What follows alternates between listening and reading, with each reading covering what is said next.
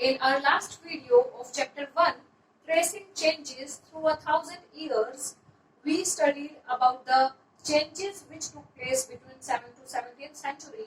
In our next chapter, chapter 2, New Kings and Kingdoms, we will study about the new kings and the kingdoms which emerged during the 7th to 12th century. जो medieval time period में नए राजा और नए kingdoms जो बने थे, जो new Kings और डायनेस्टीज जो बनी थी, उनके बारे में हम इस चैप्टर में पढ़ेंगे.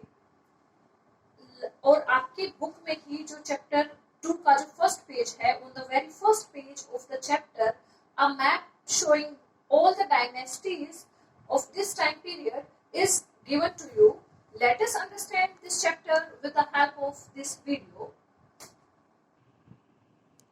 There were the three main dynasties, Gurjara Pratiharas, Palas and the Rashtrakutas.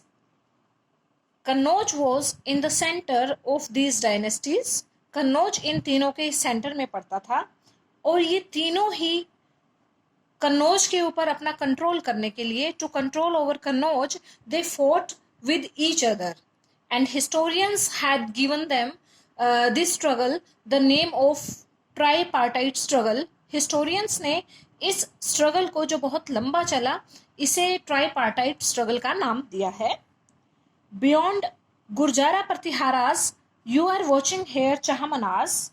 चहामनास were also known as Chauhans. Chahamanas को चौहान्स के नाम से भी जानते थे और यह जाना जाता है. और इनका कंट्रोल जो था दिल्ली और अजमेर के एरियाज में था.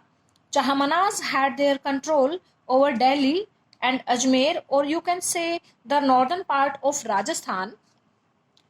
And smaller kingdoms were Paramaras, Chandelas and Benaras. उस समय जो छोटे किंगडम थे वो थे परमारास, चांडेलास और Benares. In the southern India Cholas had their main power.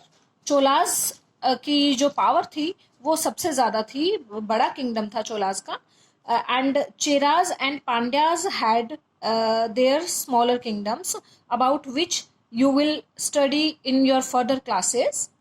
And then all these kingdoms had their unique way of administration. Now we will understand how it worked. The first topic in your book is the emergence of new dynasties. In all these kingdoms there were big landlords. बहुत बड़े landlords होते थे या warrior chiefs होते थे, और राजा जो थे वो इन्हें अपने सबऑर्डिनेट्स बना देता था और अपने सामंताज बना देता था.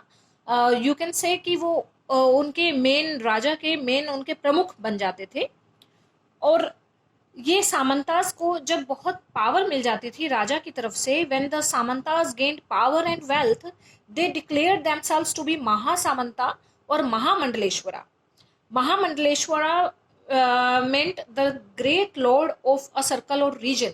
किसी एक एरिया के वो अपने आप को महान देवता के तौर पर समझने लग जाते थे, और इसी वजह से अपने आप को पावरफुल मान करके कई बार वो अपने ओवरलॉर्ड्स, मतलब जिस राजा के वो प्रमुख होते थे, वो उनसे अपने इंडिपेंडेंट अपना किंगडम इस्टेब्लिश कर लेते थे. ऐसा ही एक किंगडम का एग्जाम्पल आपको दिया गया है आपकी बुक में, राष्ट्रकूटाज का, जो कि दक्कन में थे, जिनका कंट्रोल जो था वो दक्कन में था. राष्ट्रकूटास जो थे वो चालुक्यास के.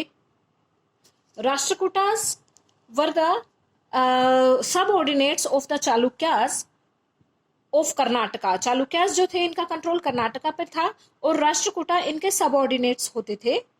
मिड 8th सेंचुरी में दांती दुर्गा, जो कि राष्ट्रकूटास का एक चीफ था, दांती दुर्गा ने अपने चालुक्य ओवरलॉर्ड को, जो चालुक्य जो उनकी डायनेस्टी के जो किंग थे, उनको ओवरथ्रू कर दिया और and performed a ritual called हिरण्यगर्भा.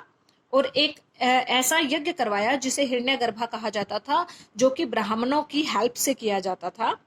अब राष्ट्रकूटा चीफ जो दांती दुर्गा थे वो खुद भी एक ब्राह्मण थे, लेकिन उन्होंने ये जो हिरण्यगर्भा जो एक रिचुअल था, ये इसलिए करवाया था ताकि वो अपने आप को क्षत्रिय घोषित कर सके, और उन्होंने अपने आप को वहां का राजा बना लिया। राष्ट्रकूटाज जो उनका एरिया था, वहां का उन्होंने अपने आप को राजा घोषित कर दिया। अब ऐसे ही दो और एग्जाम्पल आपके जो चैप्टर में लिए गए हैं, वो है कदम्बा मयूर शर्मन, जो कि कर्नाटका के एरिया में थे, और गुर्जारा प्रतिहारास जो थे वो राजस्थान के एरिया पे उनका रूल था। इन लोगों ने भी ब्राह्मण होते हुए अपनी मिलिट्री स्किल्स को शो करके अपने जो फैमिली के उनके ट्रेडिशंस थे, जो ओल्ड उनके ट्रेडिशनल प्रोफेशंस थे, उनको छोड़ दिया और उन्होंने हथियार उठा लिए और अपने आप को कर्नाटका और राजस्थान के अलग से उन्होंने अपने किंगडम्स एस्टैब्लिश कर दिए।